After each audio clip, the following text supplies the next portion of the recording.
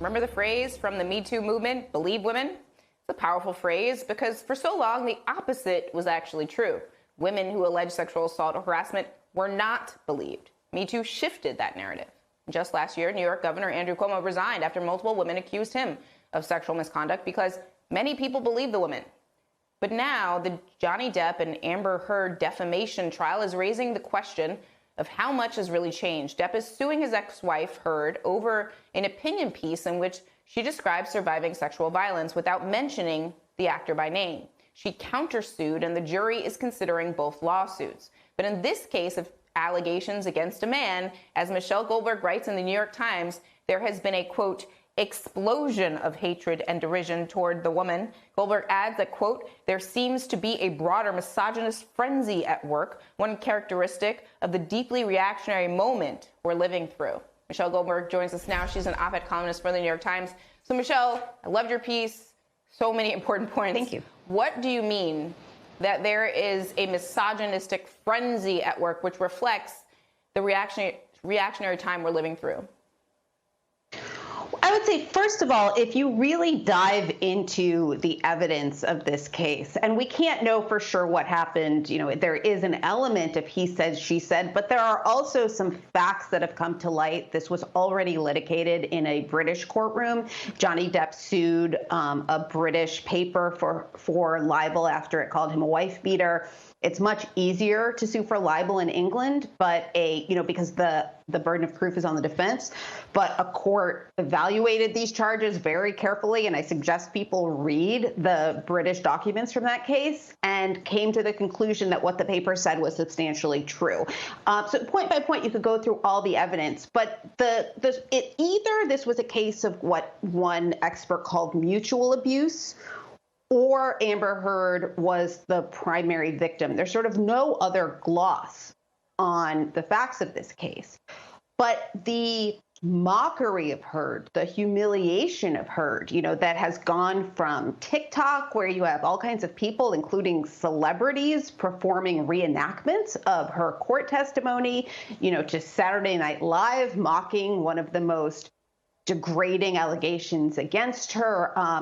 Online, there's just an absolute explosion of hatred directed at this one woman, sort of as a proxy for many people's frustrations with the Me Too movement.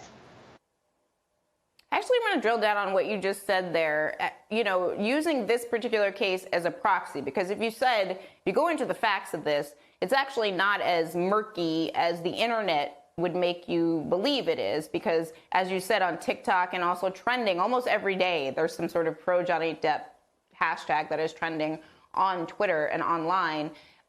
Speak to that piece that you just mentioned about just the fact that she's not the perfect victim, so she's the perfect proxy for this fight, because if you were to defend her with, the full weight of the Me Too movement, you then have to defend everything she's ever done. And some of the facts are not perfect, I should say. Right. And they actually rarely are. I mean, I think some of us thought that one of the lessons of Me Too was that there are no perfect victims. In this case, look, she is on tape saying, talking about hitting him.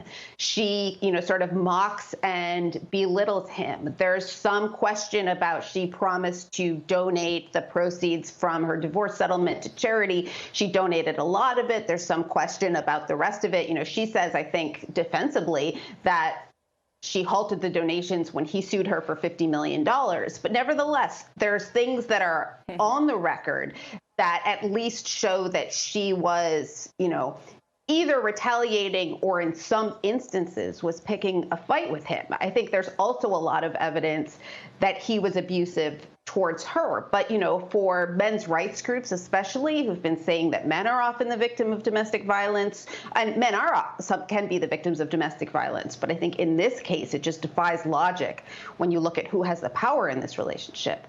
And you've seen memes with Johnny Depp with tape over his mouth that says "Believe all women."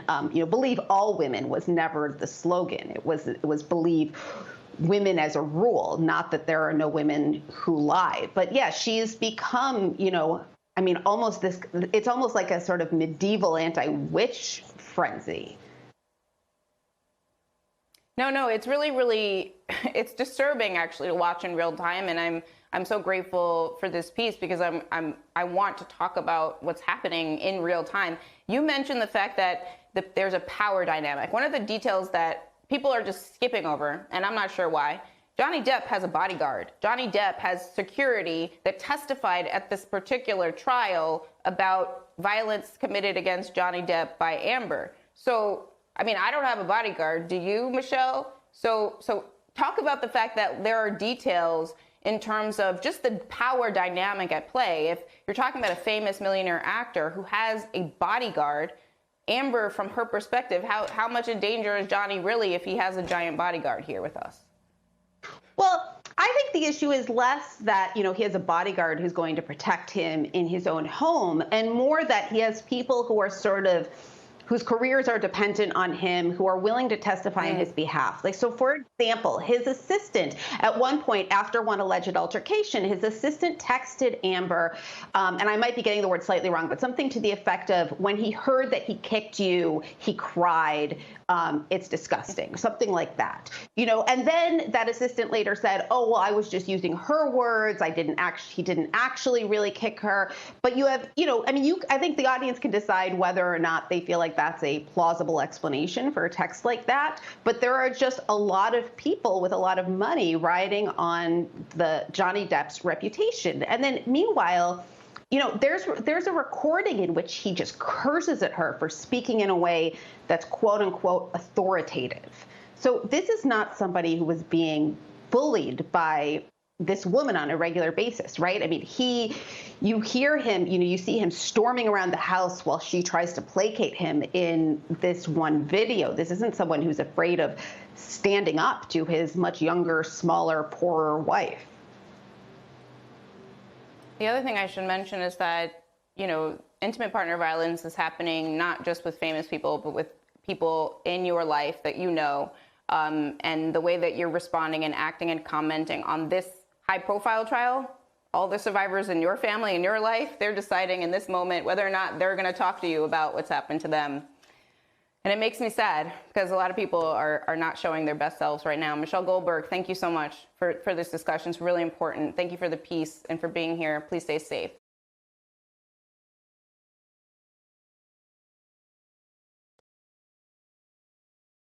Hi, I'm Zerlina Maxwell. Thanks for checking out our channel on YouTube. You can see more from Zerlina by clicking any of the videos on this screen, and make sure you subscribe below to stay up to date on the day's biggest stories. Thanks for watching.